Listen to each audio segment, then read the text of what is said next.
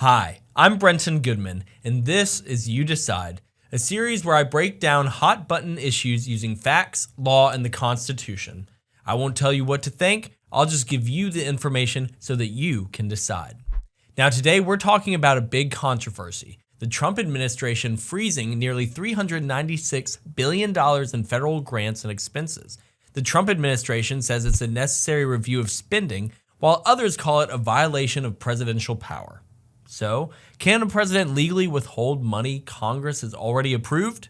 Well, the Constitution gives Congress the power of the purse. That means Congress and not the president decides how federal money is spent. This happens through a process called appropriations, where Congress lays out how much money agencies can spend, the purpose for spending the money, and what types of activities can be supported. Sometimes Congress allows agencies to spend money without specific appropriations, and may give the executive agencies broad discretion with how to fund certain programs. However, the Supreme Court has been very clear.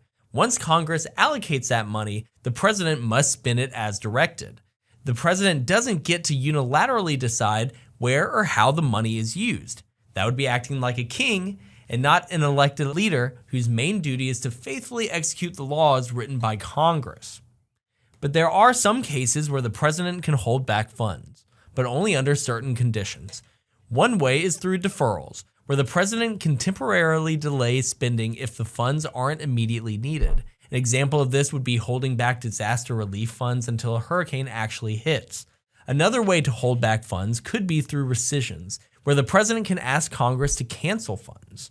But, and this is important, Congress must approve the request. If Congress refuses, the money must still be spent. So what is Trump's administration doing? Trump's team argues that Article 2 of the Constitution, which grants executive power to a president of the United States, gives him more control over spending by executive agencies than current law recognizes.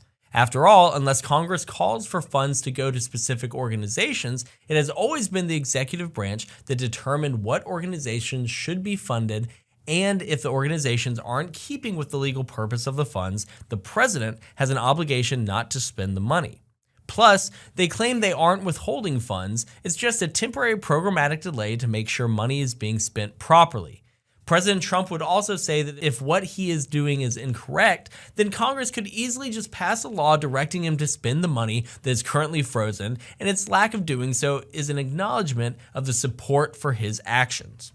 But critics argue that instead of pausing specific programs for review, Trump is freezing nearly all federal spending with no intention of continuing the spending if it is for something the administration does not like DEI, sports leagues that involve transgender athletes, or universities that allow certain protests. They indicate that it is not a single person who gets to determine what initiatives should be funded, but the people through their representatives in Congress.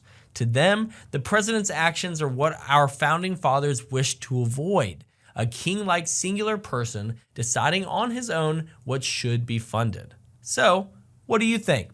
Are Trump's initiatives a justified review of federal spending or an abuse of presidential power? I'm Brenton Goodman, and this is You Decide.